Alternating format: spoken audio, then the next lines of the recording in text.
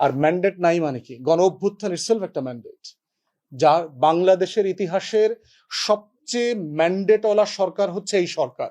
তাহলে কি আমরা পুরো দিল্লির ছকে আবার বাংলাদেশকে বিক্রি করে দেওয়ার চক্রান্ত দেখতে পাচ্ছি? আপনারা গত কয়েকদিন থেকে একটা গুঞ্জন ঢাকাতে শুনেছেন, দেখতে পাচ্ছেন সামাজিক যোগাযোগ মাধ্যমে, যে অন্তর্বর্তীকালীন সরকারের প্রধান উনি পদত্যাগ করবেন, করছেন, করতে পারেন, এইরকম একটা গুঞ্জন চলছে।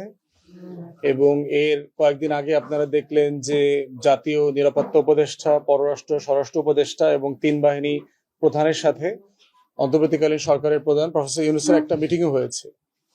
মিটিং হবার আবার এক দুই দিন পরে অফিসার্স অ্যাড্রেস ছিল, সেখানে প্রধান সেনাপতির বরাতে বেশ কিছু বক্তব্য আপনার সামাজিক যোগাযোগ মাধ্যমে এসছে, যে উনি কি বলেছেন তার অফিসারদের উদ্দেশ্যে।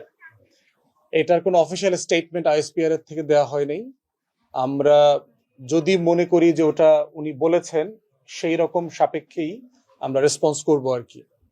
বাট একই রকম বিভিন্ন বক্তব্য উনি বিভিন্ন সময় দিয়েছেন, বিভিন্ন ইন্টারভিউতে। নির্বাচন কতদিনের মধ্যে হওয়া উচিত, নির্বাচনে আওয়ামী লীগের অংশগ্রহণ ইনশিওর করা উচিত, ইনক্লুসিভ হওয়া উচিত, এই সরকারের মেয়াদ বেশি দিন থাকা উচিত না, এইসব ব্যাপারে উনি কথাবার্তা এর আগে অনেকগুলো বলেছেন।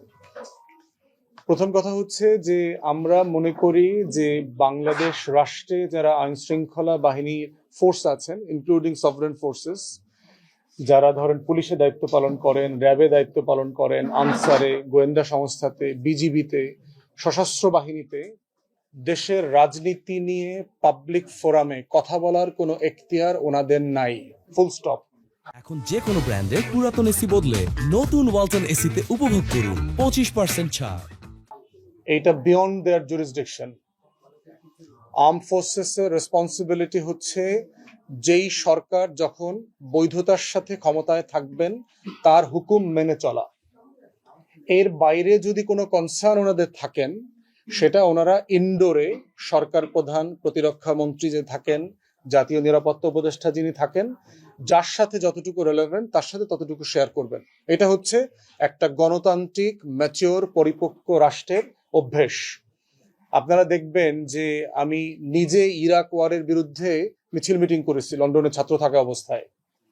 একটা অবৈধ যুদ্ধ, ব্রিটিশ পার্লামেন্টে শত শত এমপিরা এই যুদ্ধের বিপক্ষে ভোট দিয়েছে, রাস্তাঘাটে প্রতিবাদ হয়েছে, লক্ষ লক্ষ মানুষ মিছিল মিটিং করেছে, কিন্তু আমি কোনোদিন শুনি নাই ওইখানকার আর্ম ফোর্সেস, পুলিশ অথবা কোনো বাহিনী, গোয়েন্দা সংস্থা ন্যূনতম কোনো কথা কখনো বাইরে পাবলিক স্পেয়ারে বলেছে।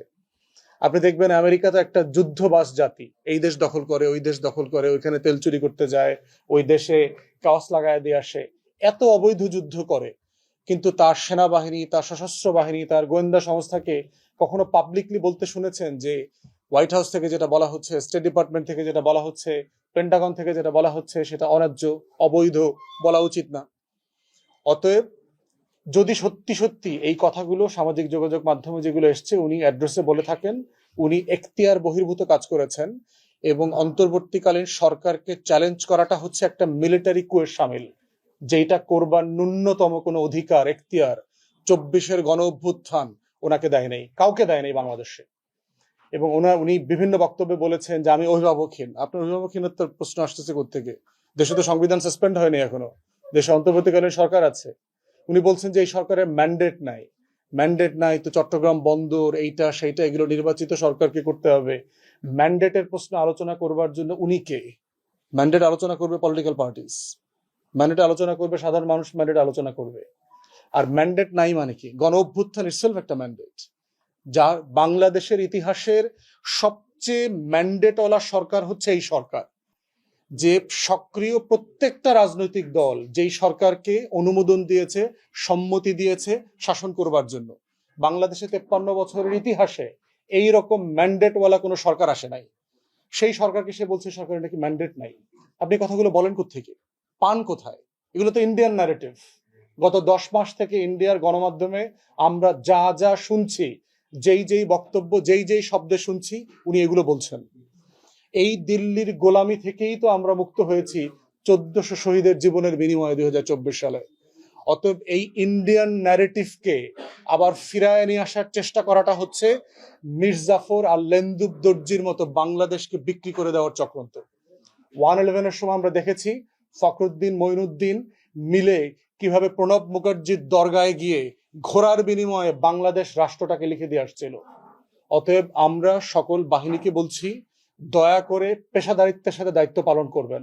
আপনার যদি কোনো কনসার্ন থাকে আপনি উপদেষ্টার সাথে বসবেন, প্রধান উপদেষ্টার সাথে বসবেন, তাকে বলবেন দেশের স্বার্থে এটা হওয়া উচিত, এটা হওয়া উচিত না।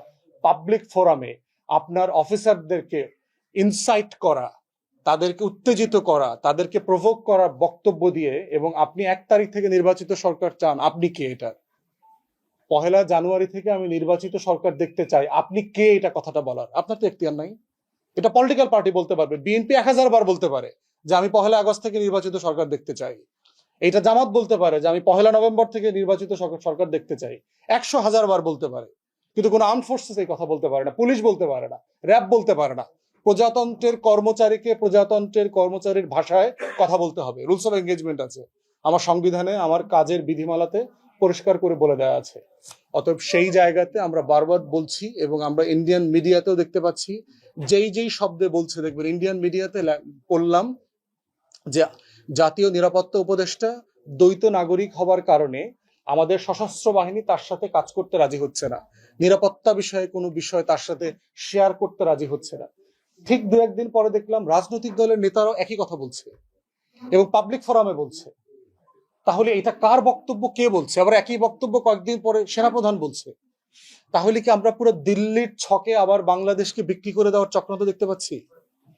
বাংলাদেশে 1400 শহীদের বিনিময়ে যে বাংলাদেশ 24-এ এসছে, আমাদের পরিষ্কার বক্তব্য হচ্ছে এই বাংলাদেশ সিকিম হবে না, ভুটান হবে না, কোনো সুযোগ নাই। অতএব বাংলাদেশের লক্ষ লক্ষ জুনিয়র অফিসার, জওয়ান, সিপাহী, যারা অবসরপ্রাপ্ত দেশপ্রেমিক কর্মকর্তারা আছেন, তারা সবাই যেভাবে স্ট্যান্ড নিয়েছিলেন গণ অভ্যুত্থানের পক্ষে, ঠিক ওই বাংলাদেশটাই চলবে, চলমান থাকবে। আমাদের বক্তব্য সিম্পলি পেশাদারিত্বের বক্তব্য। আমরা আপনাদের কাছ থেকে পেশাদারিত্বের আচরণ চাই।